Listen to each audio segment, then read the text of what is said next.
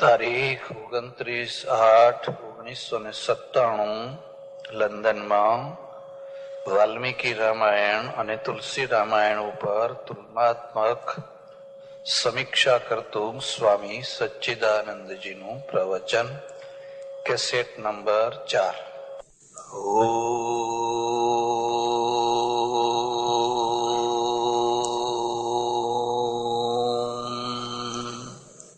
નમઃ શાંતાય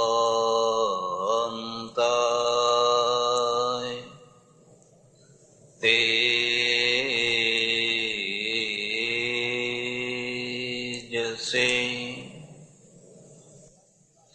સજ્જનો અને બહેનો, મહર્ષિ વાલ્મીકી અને સંત શિરોમણી તુલસીદાસજી બંનેના દ્વારા એક જ વિષય વસ્તુને લઈને રચેલા જે બે મહાકાવ્યો, એ મહાકાવ્યોને કેન્દ્રમાં રાખીને થોડી કંઈક ચર્ચા ચાલી રહી છે। પહેલો મુદ્દો આ છે કે વાલ્મીકીજીએ જે રચ્યું એ મહાકાવ્ય છે અને તુલસીદાસજીએ જે રચ્યું એને પણ મહાકાવ્ય કહેવું હોય તો કહી શકાય। સાહિત્યની દૃષ્ટિએ રચાયેલો જે ગ્રંથ હોય અને ઇતિહાસની દૃષ્ટિએ જે રચાયેલો ગ્રંથ હોય, એ બેમાં જે પાયાનો ભેદ છે એ સામાન્ય રીતે સામાન્ય લોકોને ખબર હોતી નથી અને એના કારણે ઘણીવાર બહુ મોટી ગડબડ થતી હોય છે, બહુ મોટો ગોટાળો થતો હોય છે। જ્યારે કોઈ સાહિત્યની રચના કરે અને સાહિત્યમાં પણ ખાસ કરીને મહાકાવ્યની રચના કરે તો કવિને એમાં બધા રસો મૂકવા પડે, આખો વંશ કહેવો પડે, જીવનની આખી આખી ઘટનાઓ કહેવી પડે અને એમાં બધા રસોની નિષ્પત્તિ કરવાની હોય। એટલે એ ઘણી વાર અદ્ભુત રસ મૂકવા માટે, ફલાણો રસ મૂકવા માટે, ફલાણો રસ મૂકવા માટે ઇતિહાસની મર્યાદાથી પાર થઈને વાત કરે। જો એવી વાત એ ના કરે તો મહાકાવ્યમાં જે રસ આવવો જોઈએ, જે મજા આવવી જોઈએ, એ ના આવે। એટલે રામાયણની અંદર, આ બંને રામાયણો કે સિવાયના રામાયણોની અંદર આવેલી જે નાની મોટી એક ઘટના છે એ બધી વિશુદ્ધ ઇતિહાસ છે એવું માની લેવાની જરૂર નથી। અને જો તમે એવું માની લો તો તમે કદાચ એક બહુ મોટા ગૂંચવાડામાં પડી જશો। પણ આ જે મહાકાવ્યો છે એ મહાકાવ્યો રચવાના પાછળનો એક હેતુ એ પણ છે કે એક તો તત્કાલ સમયના જે સમાજ છે એ સમાજનું પ્રતિબિંબ આપણને ખ્યાલમાં આવે અને બીજો હેતુ એ છે કે વ્યક્તિના જીવનના જે પ્રશ્નો છે એ પ્રશ્નો એમાં મૂકવાના છે। તમને એમ લાગવું જોઈએ કે આ મારી જ કથા ચાલી રહી છે, તમારા પ્રશ્નો એમાં મૂકવામાં આવે અને એ પ્રશ્નોના ઉકેલ પણ મૂકવામાં આવે। એટલે એક રીતે એમ પણ કહી શકાય કે પ્રત્યેક વ્યક્તિ અથવા પ્રત્યેક સમાજ અથવા પ્રત્યેક રાષ્ટ્રના સૌના પોતપોતાના પ્રશ્નો હોય છે અને પ્રશ્નોના સમાધાન માટે લોકો તરફડતા હોય છે। આ મહાકાવ્યો વાંચીને, સાંભળીને પછી ગેય રૂપમાં, પદ્ય રૂપમાં કે ગદ્ય રૂપમાં એમાંથી ઘણા લોકોને ઘણો સંતોષ મળતો હોય છે, કારણ કે એને એમ લાગે ઓહો, આમાંથી તો મને કેટલી બધી પ્રેરણા મળી, કેટલું બધું જ્ઞાન મળ્યું। એટલે રામાયણ મહાકાવ્ય છે, એને મહાકાવ્યની દ્રષ્ટિએ જોવાનું। ભારતમાં આ બંને ગ્રંથો એટલે રામાયણ અને મહાભારત, આ બંને ગ્રંથો મહાકાવ્યો હોવા છતાં પણ એને ધાર્મિકતાનું સ્થાન મળ્યું, એ ધાર્મિક ગ્રંથો બન્યા। એનું એક કારણ એવું પણ છે કે બીજી પ્રજાની પાસે જે ધર્મ ગ્રંથોના રૂપમાં છેવટના માણસ સુધી જે ગ્રંથો મળ્યા એવું ભારતમાં ના થયું। આપણો મૂળ ધર્મ ગ્રંથ વેદ છે, પણ વેદ કદી પણ છેવટના માણસ સુધી પહોંચી ન શકે। એ થોડા વિદ્વાનો માટે, થોડા ઉપરના લોકો માટે એ એક પ્રકારથી સેપરેટ રહી ગયો। તો આખી જે વિશાળ પ્રજા છે, વિશાળ પ્રજાને ધર્મની ખબર કેવી રીતે પડે? જો વેદ કુરાનની માફક કે બાઇબલની માફક છેવટના માણસ સુધી પહોંચ્યો હોત તો કદાચ જે ઉત્તરવર્તી કાળોમાં જે અસ્પષ્ટતાઓ આવી એ અસ્પષ્ટતા ના આવી। એ એક પ્રકારથી એક બહુ નાના ગ્રુપ માટે, નાના નાના વર્તુળ માટે એ સેપરેટ રહી ગયો. એટલે જે વિશાળ પબ્લિક છે, વિશાળ વર્ગ છે, એ વર્ગને સંતોષ આપે એવો કોઈ ગ્રંથ જોઈએ. અને એ ગ્રંથનું કામ કર્યું રામાયણ અને મહાભારતે. એટલે રામાયણ અને મહાભારત મૂળમાં સાહિત્યના ગ્રંથો હોવા છતાં પણ ધાર્મિક ગ્રંથો બની ગયા. એને પ્રજાનું ઘણું ધર્મનું સમાધાન કર્યું. અને વાત પણ સાચી છે કે આ ગ્રંથોમાં કથાની સાથે સાથે આખા ધર્મને વણી લેવામાં આવ્યો છે. ઉપનિષદોમાં કે સ્મૃતિઓમાં જ્યાં આચારોના દ્વારા, જ્યાં સિદ્ધાંતોના દ્વારા, જ્યાં આદેશોના દ્વારા ધર્મની વ્યાખ્યા કરવામાં આવી છે, ત્યાં આ મહાકાવ્યોમાં પાત્રોના દ્વારા વ્યાખ્યા કરવામાં આવી છે. એકે કહ્યું સત્યમ વદ, સાચું બોલો, પણ એ તો આદેશ થયો, એ તો આદેશ થયો. આ ગ્રંથોની અંદર સત્ય બોલવા માટે, સત્યનું આચરણ કરવા માટે કેટલાય પાત્રો મૂકી દીધા. અને એ પાત્રો, માનો કે હરિશ્ચંદ્રનું પાત્ર, એવા જ બીજા પાત્રો, પિતાની સેવા કરો, પિતાની આજ્ઞાનું પાલન કરો, એના માટે આ રામનું પાત્ર મૂકી દીધું. અને એ પાત્રોની એટલી મોટી અસરકારકતા, એ પાત્રોનો એટલો મોટો પ્રભાવ કે કોઈને એમ કહેવું ના પડે કે તમારે પણ પિતાની સેવા કરવી જોઈએ. હું એમ માનું છું કે સીધો ઉપદેશ કદી ના આપવો જોઈએ, કારણ કે સીધા ઉપદેશથી બહુ મોટી એલર્જી થતી હોય છે. તમે છોકરાને એમ કહો, જો મા બાપની સેવા કરવી જોઈએ, મા બાપની સેવા કરવી જોઈએ, મા બાપની સેવા કરવી જોઈએ, ધીરે ધીરે ધીરે છોકરું તમારાથી દૂર ખસી જશે. કારણ કે તમે એકની એક વાતનું પંચિંગ કરો છો, એમ સમજીને કરો છો કે આ તો અબૂધ છે, સમજતો નથી, નાનો છે, અક્કલ નથી. એને એમ થશે કે મારું માથું ખાઈ જાય છે. પણ ઉપદેશ છે ને હંમેશા આડકતરી રીતે જ અસરકારક થતો હોય છે. અને આડકતરી રીતે ઉપદેશ જો આપવો હોય તો એને રામાયણ સંભળાવો. તમે વચ્ચે કોમેન્ટ્રી ના કરો. હું ઘણી વાર પ્રવચન કરતો ત્યારે બાજુમાં બેઠેલા માણસો કહેતા, જો આ તમારા માટે આવ્યું, જો સાંભળો, આ ધ્યાન દો કે આ તમારા માટે આવ્યું. પણ એ કદી એમ નથી કહેતો કે આ મારા માટે આવ્યું.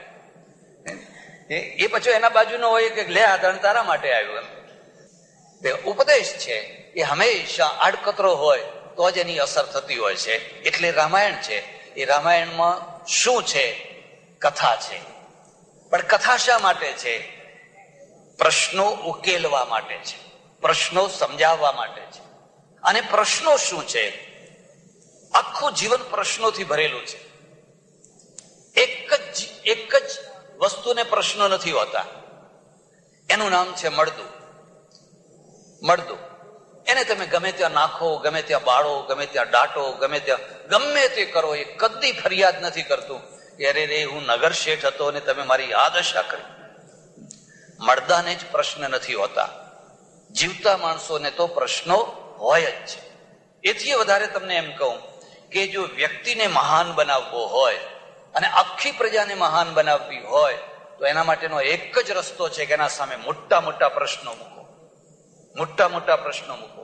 જેટલા પ્રશ્નો મોટા અને એના ઉકેલો એટલા જ મોટા, એ જ પ્રજાને મહાન બનાવશે.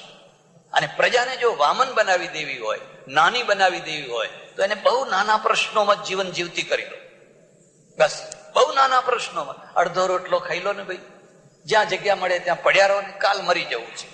કઈ ભેગું આવવાનું, કશું ભેગું આવવાનું નથી. અરે પણ મચ્છર કઈડે છે, હવે એક રાત કઈડવા દો ને, ગયા જન્મના માગતા હશે, થોડુંક લોહી પી જશે, પડ્યા રહો ને ભાઈ. પ્રજા મગજથી મરતી હોય છે.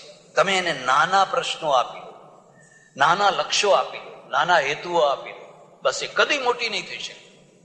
આપણા અધ્યાત્મમાં એક પાયાની ભૂલ થઈ છે, અને ભૂલ એ થઈ છે કે વગર જોતી વધારે પડતી સંતોષી પ્રજા બનાવી. અમારું કામ છે કે લોકોને કેમ વધારે ને વધારે સંતોષી કરવા. જે છે એમાં સંતોષ રાખો. એટલી હદે કે કોઈ જુલમ કરતો હોય, કોઈ અત્યાચાર કરતો હોય, હાહાકાર કરતો હોય, મંદિરો તોડતો હોય, ફલાણું કરતો હોય, અમારી પાસે આવે એટલે અમે એને કહીએ તમે ચિંતા ના કરો, બોલ તારાથી કઈ થાય એવું છે કે ના, તો પછી શું કામ લોહી બાળો છો? એ તો એનો સમય આવશે એટલે એનો આપોઆપ ઉપાય થશે. એટલે જ્યાં સુધી સમય ના આવે ત્યાં સુધી તમારે કશું કરવાનું. પ્રજા આ રીતે મરી જતી હોય છે. પ્રજાને જો મારવી ના હોય તો એને કદી પણ નાના પ્રશ્નો અને ઉકેલવામાં ના ગૂંચવાવી રાખો. એને મોટા પ્રશ્નો, એના આગળ મોટા લક્ષ્યો રાખો. અમેરિકા કેમ મોટું બન્યું? કારણ શું કે એના મગજમાં બધું મોટું. એને પ્લેન મોટું બનાવવાનું, ગાડી મોટી બનાવવાની, ઘર મોટું બનાવવાનું, રોડ મોટા બનાવવાના, પુલ મોટા બનાવવાના, કઈ નાનું બનાવવાનું જ નહીં. એના ફાર્મ મોટા બનાવવાના, ટ્રેક્ટર મોટા બનાવવાના. આપણા ત્યાં બટાકું આવડું હોય ને એનું બટાકું આવડું હોય, આપણી ડુંગળી આવડી હોય ને એની ડુંગળી, બધું જ મોટું. અને આપણે એમ કે કરે ભાઈ આટલી નાની ઓરડી હશે તોય ચાલશે. હવે કેટલા હવે જે કાઢ્યા એ દિવસ હવે કઈ કાઢવાના, અને પછી તો ભેગું તો કઈ આવવાનું. પ્રજાને આ રીતે એક પ્રકારની શાંતિ તો મળે, એમાં કોઈ શંકા નહીં. પણ એ શાંતિ તમને મહત્તા ના આપે. એ તમને વામન બનાવીને શાંતિ આપે, તમને મહાન બનાવીને એ શાંતિ ના આપે. એટલે આ બધા જે જીવન છે, જીવનની સાથે હંમેશા પ્રશ્નો સંકળાયેલા રહેવાના જ. પ્રશ્નોથી ભાગવું એનું નામ પલાયનવાદ છે, અને પ્રશ્નોને ઉકેલવા એનું નામ સાધના છે. તમારા પગના અંગૂઠા આગળ જે પ્રશ્ન છે એને પહેલા ઉકેલો. એ બધાને પડતા મૂકીને દૂર પણ દૂરનો જે મોક્ષનો પ્રશ્ન છે એને ઉકેલવા તમે બેસી જાઓ તો તમે આ પ્રશ્નોને તો અડ્યા જ નથી, ઉકેલ્યો જ નથી. હવે પેલા પ્રશ્નને શું ઉકેલવાના હતા? એટલે પહેલી વાત એ છે કે આ બધા મહાકાવ્યો, આખું મહાભારત પ્રશ્નોથી ભરેલું છે, અને સમર્થ લોકોના પ્રશ્નો છે. અસમર્થના પ્રશ્નો તો સમજી શકાય, સમર્થમાં સમર્થ લોકોના પ્રશ્નો છે. અને પ્રશ્નો કેવી રીતે વંટોળીઓ બનીને ગૂંચવાડા ઉભા કરે છે ને એમાંથી કેવા ઉકેલ આવે છે. જિંદગીમાં ઓછામાં ઓછી 3 અવસ્થાઓ માણસને પ્રાપ્ત થતી હોય છે: પૂર્વાવસ્થા, મધ્યમાવસ્થા અને ઉત્તરાવસ્થા. પૂર્વાવસ્થામાં યુવાવસ્થા સુધીનું જીવન આવી ગયું. તમારા બાલ્યાવસ્થાના પ્રશ્નો, યુવાવસ્થાના પ્રશ્નો ઉકલ્યા ના ઉકલ્યા, જે થયું થયું. પછી મધ્યમાવસ્થા આવે, તમે પ્રૌઢ બન્યા, તમે 30, 35, 40, 45, 50 વર્ષની ઉંમરે પહોંચ્યા, પ્રૌઢાવસ્થાના પ્રશ્નો છે. અને પછી વૃદ્ધાવસ્થાના, ઉત્તરાવસ્થાના પ્રશ્નો છે. 60 વટાવી ચૂક્યા છો, અને બધું આખું બદલાઈ ગયું છે. બધું જે મકાનમાં સિંહની માફક તમે ગર્જના કરતા હતા, તમારી ધાકથી લોકો બધા ચૂપ થઈ જતા હતા, એ મકાનના એક ખૂણામાં બિચારા થઈને પડ્યા છે. ટક ટક ટક ટક નહીં કરવું, આખો દાડો ટક ટક ટક નહીં કરવાનું. એટલે ઘણા લોકો કે આના કરતા ઘરડા ઘરમાં ચાલો ને ભાઈ, આ છોકરાઓના ત્રાસ કરતા, આ વહુઓના ત્રાસ કરતા ચાલો ને આપણે ઘરડા ઘરમાં જઈને રહીએ, બીજું કઈ નહીં, આ આખો દાડો આમનો ત્રાસ તો નહીં. ઉત્તરાવસ્થાના પ્રશ્નો છે. અહીંયા રામાયણમાં રાજા મહારાજા દશરથ છે, અને દશરથના પૂર્વાવસ્થાના પ્રશ્નો તો બહુ સોલ્વ થઈ ગયા. એ બધી ચર્ચા નહીં કરું, બધું બહુ લાંબુ. વાલ્મીકી રામાયણમાં બહુ વિસ્તારથી આખા વંશના વંશો કયા છે. તુલસી રામાયણમાં એટલો બધો વિસ્તાર નથી કર્યો. તુલસી રામાયણ સીધું શંકરજી તરફ વળી ગયું, શિવજી તરફ વળી ગયું. કારણ કે તુલસી રામાયણનો મુખ્ય ધ્યેય શું છે? રામે જન્મ કેમ લીધો. એ વાલ્મીકી રામાયણનો એ ધ્યેય નથી. તુલસી રામાયણનો ધ્યેય છે કે રામે જન્મ એટલા માટે લીધો કે ઋષિએ શ્રાપ આપ્યો. એક નહીં, બે નહીં, 3 શ્રાપ આપ્યા. બધી કથાઓ નહીં કહું. એ શ્રાપ આપ્યો માટે વિષ્ણુને અવતાર લેવો પડ્યો. અહીંયા એક સામાન્ય પ્રક્રિયા પ્રમાણે ચાલી રહ્યું છે કે દશરથ છે એ મધ્યમાવસ્થામાં પહોંચ્યા છે, અને મધ્યમાવસ્થાના જે બધા પ્રશ્નો, એમાંનો એક સૌથી જટિલ પ્રશ્ન, માનો કે તમારું દાંપત્ય ગોઠવાઈ ગયું. આ બીજી વાત પણ યાદ રાખજો. જેમ દૂધને જમાવવું પડે, તમે દૂધ લાવો અને અંદર મોરવણ નાખો અને પછી બરાબર એને હરખી રીતે ઠીક ગરમી લાગતી હોય ત્યાં મૂકો તો સવાર થતા થતા સરસ મજાનું દહીં થઈ જાય. આમ ચોસલા પાડો એવું દહીં થઈ જાય. એમ દાંપત્યને પણ જમાવવું પડે. એમની પરણી ગયા એટલે દાંપત્ય થઈ ગયું. પરણવું અલગ વસ્તુ છે. લગ્ન તો અડધા કલાક, 2 કલાકની વિધિ છે. પણ દાંપત્ય છે એ તો આખી જિંદગીની સાધના છે. અને હું તમને એટલું કહું કે કદાચ યોગ સાધના કરતા આ વધારે કઠિન સાધના છે. નાક પકડવું કે પલાઠી વાળવી કે આસન કરવા, ભોયરામાં બેસવું, એ તો કદાચ સરળ છે. પણ આ સાધના એથી પણ વધારે અઘરી છે. કારણ કે બે પ્રાણીઓના સ્વભાવ મળવા, વિચારો મળવા, આચારો મળવા, એકબીજાની અંદર તદરૂપ થઈ જવું બહુ અઘરું કામ છે. એટલે જો જામતા જામતા જામી ગયું તો જામી ગયું, ને જો ના જામ્યું તો એના બે પેટ છે. જો તમે ભારતમાં રહેતા હોવ તો એકના ખભે બીજાનું મળતું ને બીજાના ખભે પહેલાનું મળતું લઈને આખી જિંદગી વળ, જેમ શિવજી રખડતા તેમ ફર્યા કરો. મારી ત્યાં ઘણી વાર લોકો આવે આશ્રમમાં, પછી સાંજ પડે 5 વાગે, 6 વાગે, 6:30 વાગે, 7 વાગે, એટલે હું એમને કહું, જાઉં ને હવે ભાઈ ટાઈમ થયો, ઘેર જાઉં ને હવે. તો મને કે મહારાજ થાય છે, શું ઉતાવળ છે, થાય છે. હું વિચાર કરું કે આ 7 વાગે પણ એને ઘર જવાનું કેમ નથી ગમતું? કારણ કે ઘરમાં હોળી છે. એ જાણે છે કે જેટલું તાપવામાંથી બચાય એટલું, બાકી ઘેર જઈને પછી તાપણા તાપવાના જ છે. એના કરતા અહીંયા આશ્રમમાં બેઠા બેઠા આ ખુલ્લી હવા લઈએ એટલે ઘણું છે. એમાં પણ જો તમે કોઈ ઊંચી ખાનદાની કોમમાં જન્મેલા ખાનદાન પુરુષ હોવ તો તમારું આવી બન્યું, તમારું આવી બન્યું. ના તમે કોઈને વાત કરી શકો, ના સહન કરી શકો, ના કશું કરી શકો. આફ્રિકાના એક દેશમાં રહું, પ્રવચનો ચાલે. એક સજ્જનના ત્યાં ઉતરેલો અને એનું ઐશ્વર્ય જોઈને હું એટલો ખુશ થયો. આપણા દેશના લોકો હાથે પગે દોરી લોટો લઈ અને દુનિયા ખેડવા માટે નીકળી પડે.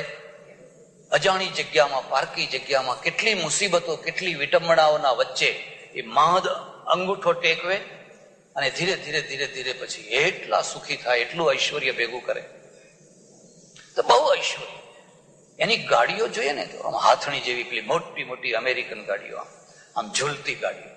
ને ત્યારે હું નવો એટલે અત્યારે તો હું એટલો બધો પ્રભાવિત ના થઉં, પણ આમ બટન કરો તો કાચ ઊંચો થાય. એટલે હું વિચાર કરું, ઓ કાચ ઊંચો થઈ. હવે આપણે તો આમ બધું માળ ફેરવો તો વળી અડધે આવીને અટકીએ જાય, કઈ કહેવાય નહીં. આ તો આમ બટન દબાવો તો કાચ ઊંચો થઈ જાય, આમ કરો તો આમ થાય. તો એટલો બધો પ્રભાવિત થયો. એના દીવાનખાના જોવો તો મોટા વિશાળ, એનું ફર્નિચર, એના ઝુમ્મરો. અને હું મનમાં પરમેશ્વરને કહું, વાહ ભગવાન, આનું ઐશ્વર્ય અખંડ રાખજે, આનું ઐશ્વર્ય છે એને તું સાબુત રાખજે.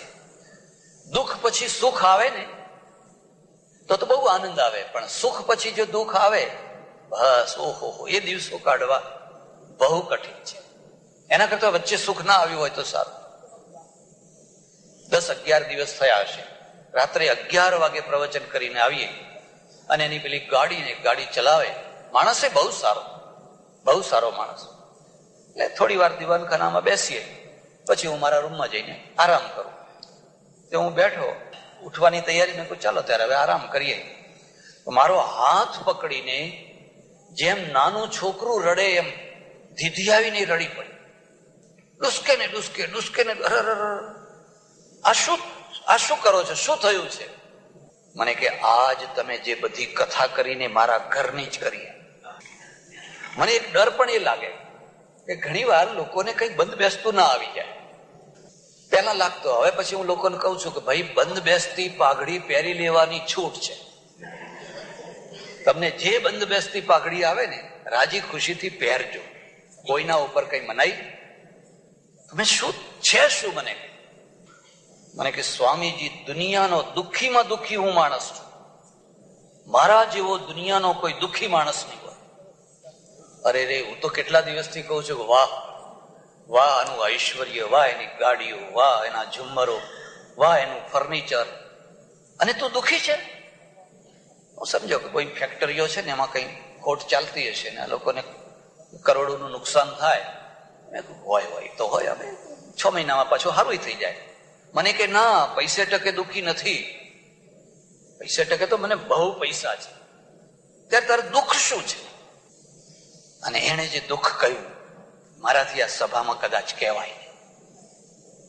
એને જે દુઃખ કહ્યું, માણસનું જે મન છે ને એ મનમાં કયું દુઃખ બેસી જાય છે. તમારી પાસે પૈસા ઓછા થયા, એ દુકાન ના ચાલી, એ મનમાં દુઃખ નહીં બેસે.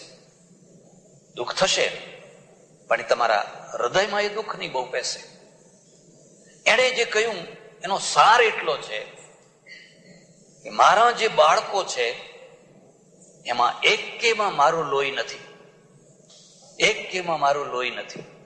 અને હું બધું જાણું છું, હું બધું સમજુ છું કે મારા ઘરમાં શું થાય છે.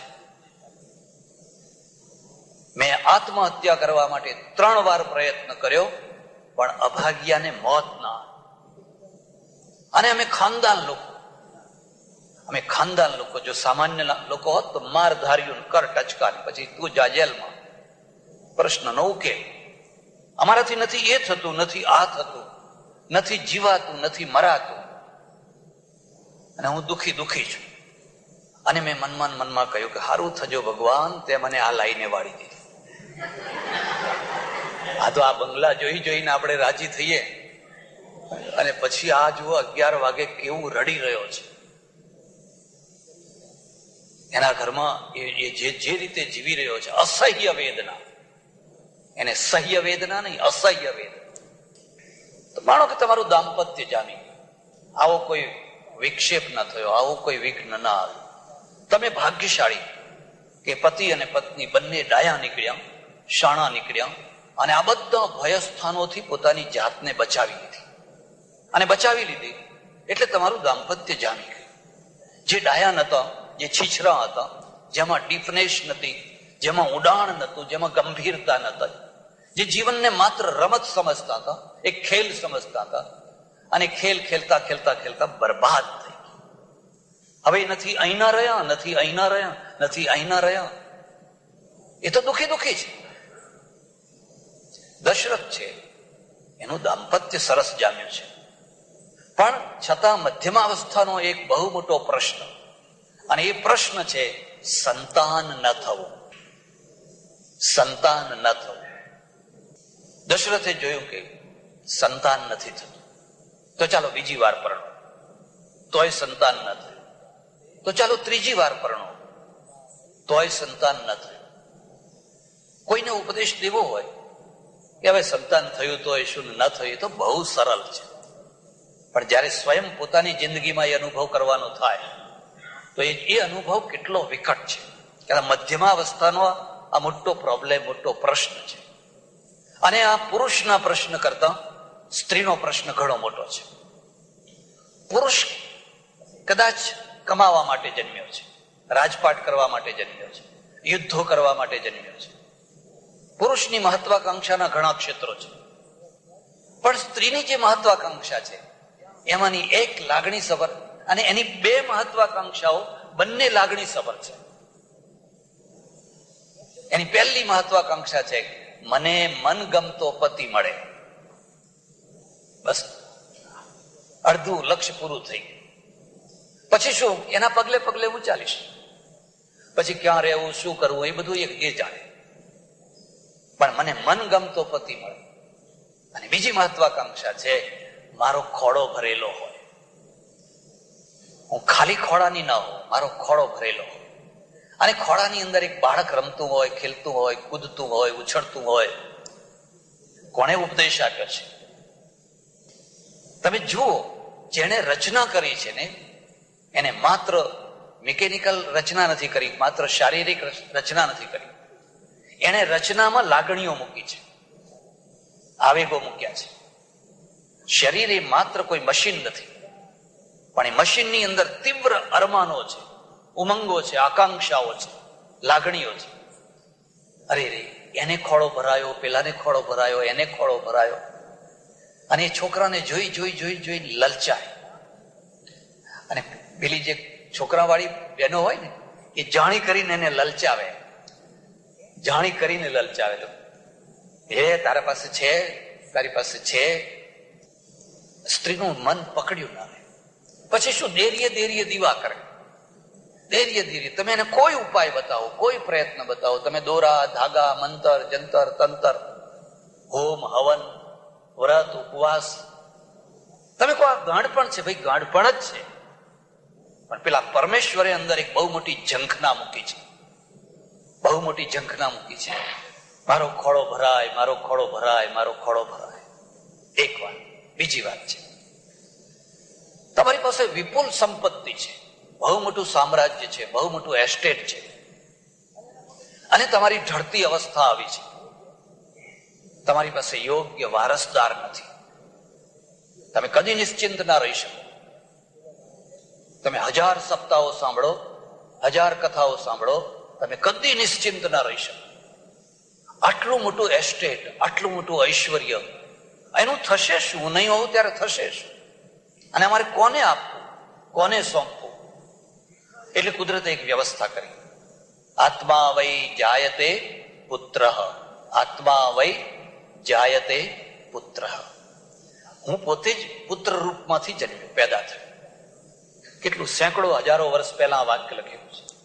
તમારો આકાર, તમારો ચહેરો, તમારી આંખો, તમારો સ્વભાવ, તમારી ચાલ, બધું તમારા બાળકમાં ઉતરી આવે, બધું ઉતરી આવે.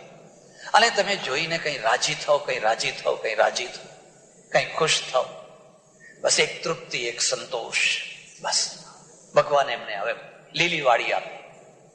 ત્યાં સુધી સૂકી વાડી, હો, પૈસાનો ઢગલો હોય તોય સૂકી વાડી. પણ જ્યાં ઘરમાં બાળકો થયા એટલે લોકો કઈક જુઓ ને, ભગવાને તમને કેટલી સરસ મજાની લીલી વાડી આપી. દશરથ જેવા સમર્થ દશરથને લીલી વાડીને, સંતાન, અને રોજ જ્યારે જુઓ ત્યારે એનું મન ડૂબેલું, ચિંતામાં ડૂબેલું ને ડૂબેલું રહે. એક બીજી વાત યાદ રાખજો, ઐશ્વર્ય, લક્ષ્મી કદી પણ નિશ્ચિંત ના હોય. તમે ઐશ્વર્યનો ઢગલો માગો અને એવી અપેક્ષા રાખો કે મને કોઈ ચિંતા ના રહે, તે બે સાથે વસ્તુ બને જ. એક ભિખારી ફૂટપાથ ઉપર, રોડ ઉપર નિશ્ચિંત થઈને ઘસઘસાટ ઊંઘતો, એનું ડબલું પડ્યું હોય, પેલું ટીન પડ્યું હોય, એક બે ચીંથરા પડ્યા હોય, ઘસઘસાટ ઊંઘતો, એને ગોળી નથી લેવી પડતી. પૈસાદાર માણસ ઘસઘસાટ ના ઊંઘી શકે. એને પહેલો ડર હોય, અલ્યા સ્ટોપર બંધ કરી કે દરવાજો બંધ કર્યો કે? એની ઘરવાળીને ચડે, તું હાવ ભૂલકણી છે, અડધી રાતે ઉઠીને જોઈએ આવે સ્ટોપર બંધ કરી છે કે નથી કરી? હા હા બંધ છે, હો બંધ છે, હો બંધ છે. પણ શા માટે? હવે પેલા ભિખારીને અડધી રાતે ઉઠવાનો કોઈ પ્રશ્ન જ નથી. સ્ટોપર બંધ કરી છે કે નથી કરી એનો કોઈ પ્રશ્ન. એને શું પ્રશ્ન છે કે અડધા પેટે હું ભૂખમાં ને ભૂખમાં સૂતો છું અને ગુડગુડ ગુડગુડ ગુડગુડ થઈ રહ્યું છે. સવારે શું થશે? થશે, જે થવું હોય એ થશે. એનાથી આ બીજી વાત પણ યાદ રાખજો, ભાગ્યે જ કોઈ ભિખારીને એટેક આવે. રિસર્ચ કરજો. ભિખારી છે એને ભાગ્યે જ એટેક આવે. હા, એ ભૂખે મરી જાય, એ વરસાદમાં ઠંડીમાં મરી જાય, એ રીતે મરી જાય. પણ કે એકદમ હવે એટેક આવ્યો છે ને આ થયું છે ને તે થયું છે. કારણ કે એટેક છે ને એ પેટમાંથી નથી આવતો, એ તો ટેન્શનમાંથી આવે છે, મગજમાંથી આવે છે. એ તો મગજમાંથી આવે છે અને એના મગજમાં તો એવો કોઈ પ્રશ્ન જ નથી.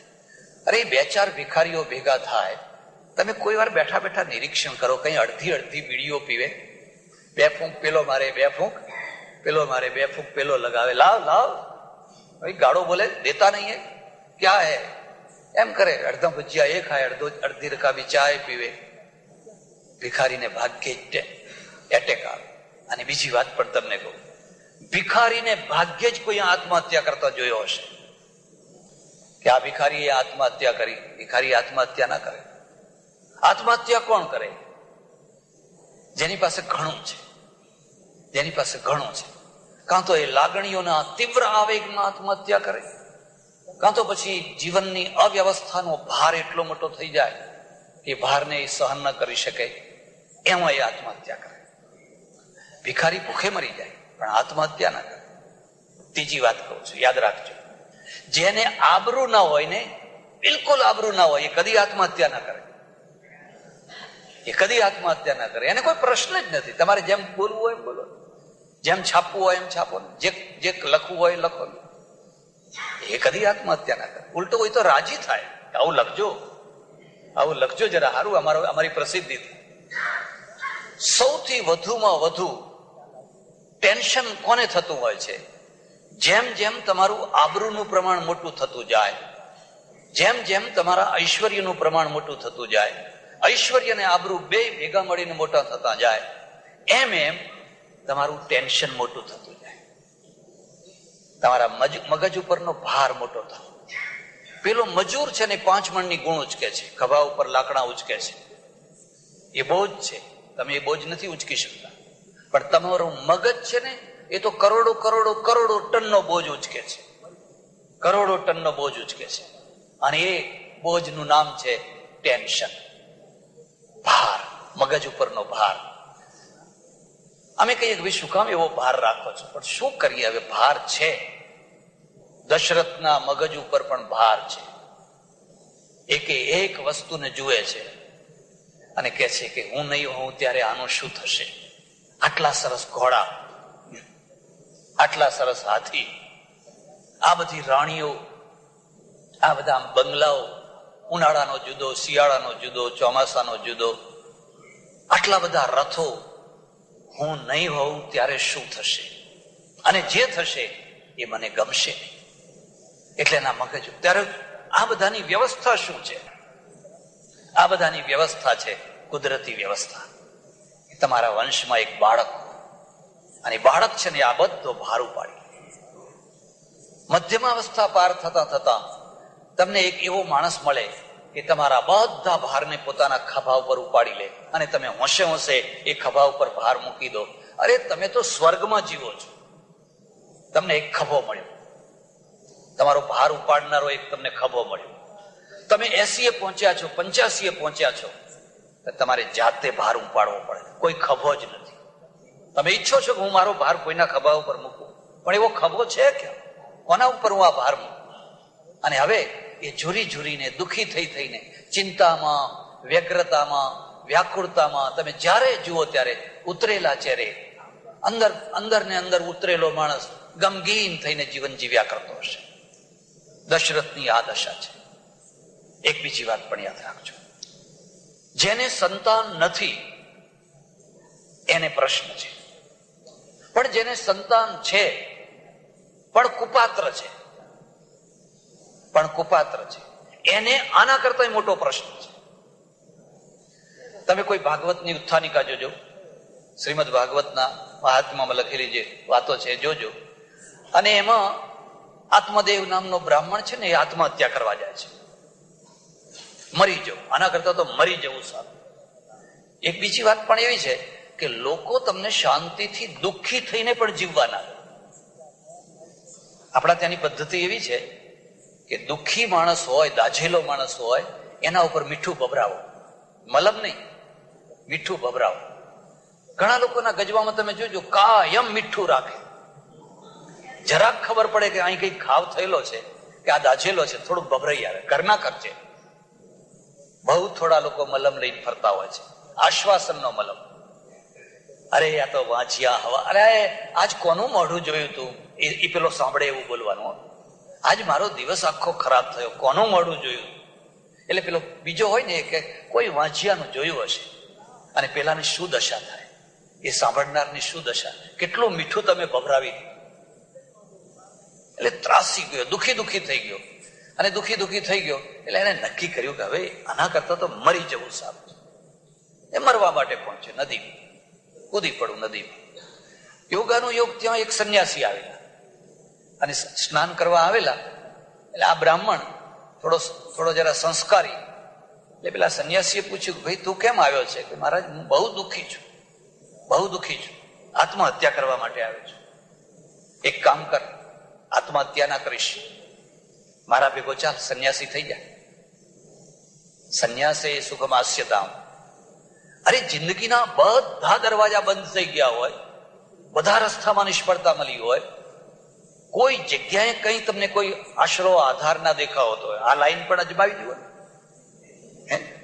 આ લાઈન પણ અજમાવા જેવી છે. તમે જુઓ તો ખરા, કદાચ ભગવાન તમને નવી દિશા બતાવી દે, તમારાથી મોટું કાર્ય કરાવી દે. કઈ કહેવાય, જ્યાં તમે વારંવાર નિષ્ફળ ગયા છો, હવે એમાં શું કામ ફાંફા મારો છો? અને હવે પણ જો તમને એમાં સફળતાની કોઈ આશા ના રહેતી હોય તો હવે મરવા જાઓ છો, એના કરતા ચાલો આ જીવવાનો એક બીજો રસ્તો પણ છે. બ્રાહ્મણને કહ્યું, આત્મદેવને, તું ચાલ ને સંન્યાસી થઈ જા અને મજા કર, આનંદ કર કે ના મહારાજ, મારે સંન્યાસી નથી થવું. મારા હૃદયના ઊંડાણમાં જે પુત્રેચ્છા છે, અને પુત્રેચ્છા હોય ને હું સંન્યાસી થઉં તો કદી પણ સંન્યાસ મને સુખ આપશે.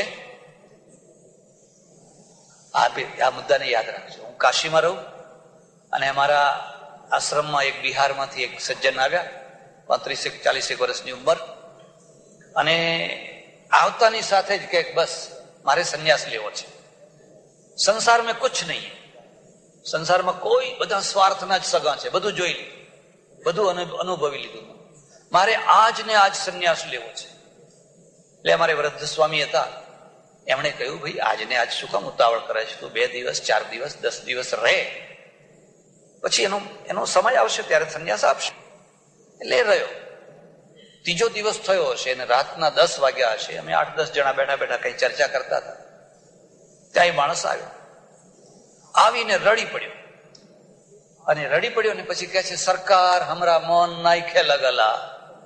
એટલે એ મહારાજ મારું મન અહીં લાગતું, હમરા મન નાખે લગલા, એમ કે અમારું મન અહીં લાગતું. તો મેં પૂછ્યું તારે તારું મન ક્યાં લાગે છે? તો કે મને યાદ આવ્યું છે કે મારી ઘરવાળી શું કરતી હશે, છોકરા શું કરતા હશે, મેં કોઈને કંઈ કહ્યું નથી, પૂછ્યું નથી, ગાછ્યું નથી, એ બધા શું કરતા હશે, મારા વિના એમણે ખાધું નહીં હોય, પીધું નહીં હોય, મારે ઘેર જવું છે. અલ્યા તું કહેતો હતો કે અત્યારે ને અત્યારે સંન્યાસ આપી દો ને હજુ 3 દાડા તો થયા નથી, પછી કાચો કે છે ઘેર જવું છે. તો મેં કહ્યું કશો વાંધો નહીં, તું સવારે જમી કરીને 11 વાગ્યાની ટ્રેનમાં જજે. કે ના અત્યારે જ જવું છે. હવે અત્યારે તો રાતના 10 વાગી ગયા, 10:30 વાગી ગયા. તો કે કઈ વાંધો નહીં, 12 વાગે ટ્રેન જાય છે ને એમાં હું બેસી જઈશ, તો સવાર પડતા પડતા ઘેર. કેમ માણસ ટકી નથી શકતો? એ ટકી ના શકે. મને પુત્રેષણા છે, મને પુત્ર જોઈએ, પુત્ર જોઈએ, પુત્ર જોઈએ, પુત્ર જોઈએ, અને તમે મને સંન્યાસ આપશો, વગર વૈરાગે સંન્યાસ આપશો તો મારું કામ નહીં, માટે હું તો મરું છું. પેલા આત્મદેવે કહ્યું કે રવા દે, મરીશ નહીં, તો તમે મને પુત્ર આપો, તો મને પુત્ર આપો. આત્મદેવ કે છે તને પુત્રનું સુખ નથી, તું પુત્રથી સુખી થવું કે દુઃખી થવું ગમે એવો હોઉં, પણ મને પુત્ર જોઈએ, જોઈએ ને જોઈએ. ફળ આપ્યું. તમે બધી કથા જાણો છો, મારી કથા તમને નથી કહેવી. ફળ આપ્યું. પછી ધુંધુલીની વાત આવી, ફળ ગાયને ખવડાવી દીધું. એ પછી જે થયું ને જે દુઃખી થયો, જે દુઃખી થયો, પેલો જે ધુંધુલી જન્મ્યો, ધંધુકારી જન્મ્યો, અને એને જે બાપને મારવા માંડ્યો ને જે સતાવા માંડ્યો ને જે દુઃખ દેવા માંડ્યા, ત્યારે એ કહે છે કે હે ભગવાન, પેલા સંન્યાસી કહેતા હતા એ બિલકુલ સાચી વાત છે, પણ ત્યારે મને એ વાતની સમજણ પડી, હવે આ છોકરાનો માર ખાવ. અસંતાન કરતા કુસંતાનનું દુઃખ 1000 ગણું વધારે છે. અસંતાનમાં તો તમે મન મનાવી શકો કે ચાલો નથી, હવે ભગવાનની મરજી, ઘણા એવા મન મનાવી લેતા હોય છે, પણ આ તો કુસંતાન છે, કુસંતાન છે. હવે એનાથી જીવવું કેવી રીતે? મધ્યમ અવસ્થાનો પ્રશ્ન છે. અને દશરથ બહુ દુઃખી છે, માત્ર એક જ કારણે કે મારે સંતાન નથી. હવે કરવું શું? બેયના જુદા જુદા ઉપાયો બતાવ્યા છે. વાલ્મીકી રામાયણમાં થોડો જુદો છે અને તુલસી રામાયણમાં જુદો ઉપાય છે. તુલસી રામાયણમાં શું ઉપાય બતાવ્યો છે? વશિષ્ઠ ઋષિની પાસે ગયા, અને વશિષ્ઠ છે એ પુરોહિત છે, અને પુરોહિતનો અર્થ કર્મકાંડ કરનાર એવો નહીં કરવાનો. પુરોહિત એટલે પ્રધાનમંત્રી. પુરા અગ્રે અગ્રે હિતમ, આગળ આગળ જે હિત જુએ એનું નામ કહેવાય પુરોહિત. તો પુરોહિતની પાસે ગયા, ગુરુજી તમારી લગાવેલી આંબાવાળી, અને એ આંબાવાળીના આંબા ઉપર સમય થઈ ગયા પછી પણ જો ફળ ન લાગે તો એ વાંઝ્યો આંબો તમને જોઈને દુઃખ નથી થતું? વશિષ્ઠ કહે છે હું શું કરું, મને બધી ખબર છે, તારા દુઃખને હું સમજુ છું, તારા દુઃખને હું સમજુ છું, પણ કેટલાક દુઃખો એવા હોય એને મટાડી ન શકાય, અને જેને મટાડી ન શકાય એને ભોગવી લો એ જ તમારી મર્દાનગી, એને સહન કરી લો એ જ તમારી મર્દાનગી. કોઈને સંતાન નથી, કોઈને શરીરે ડાઘ નીકળ્યા છે, કોઈને કેન્સર થયું છે, કોઈની કિડની ફેલ થઈ ગઈ છે. હવે એનો શું ઉપાય છે? સહન કરી, એ જ તમારી મર્દાનગી છે. હસતા હસતા હસતા હસતા એને સહન કરી. પણ ના, મારાથી સહન નહીં થાય. વશિષ્ઠ કહે છે ચાલ ત્યારે આપણે એક ઉપાય કરીએ. અને એ ઉપાય, એ સમયના ઉપાય પ્રમાણે શ્રીંગી ઋષિને બોલાવ્યા, યજ્ઞ કર્યો, એનું પાયસ લીધું અને એ પાયસ રાજાને આપ્યો. આજની દ્રષ્ટિએ અને ત્યારની દ્રષ્ટિએ તમે એને બે રીતે મૂલવી શકો. આ કોઈ ચમત્કાર હતો, આ કોઈ દિવ્ય સિદ્ધિ હતી, કે આ કોઈ ઔષધ હતું. યજ્ઞનો અર્થ જો વ્યાપક કરવામાં આવે તો યજ્ઞનો અર્થ માત્ર એક નિશ્ચિત પ્રકારની વેદીમાં કોઈ આહુતિઓ આપવી એવું જ નહીં.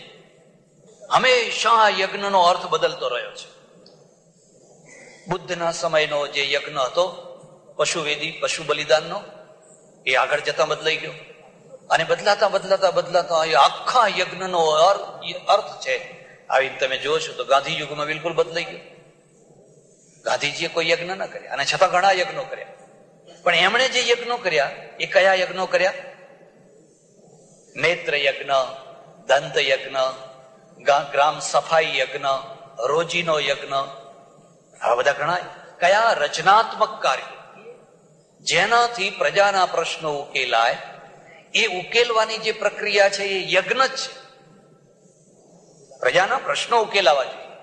અને બહુ પ્રાચીન કાળમાં તમે જઈને જુઓ છો તો એવા યજ્ઞો થતા હતા. માનો કે તમારી પાસે ગોમેધ યજ્ઞ છે, એટલે એનો અર્થ શું છે કે ગાયોને વધારે દૂધ દેનારી કેવી રીતે બનાવવી. મેદ્રી ધાતુ છે ને એ પવિત્રતા સાથે વૃદ્ધિ અર્થમાં છે. અશ્વમેઘ છે, સારામાં સારા અશ્વો હોવા જોઈએ. નરમેઘ છે, તમારા સોલ્જરો, તમારા યોદ્ધાઓ, તમારા માણસો બહુ સારા હોવા જોઈએ.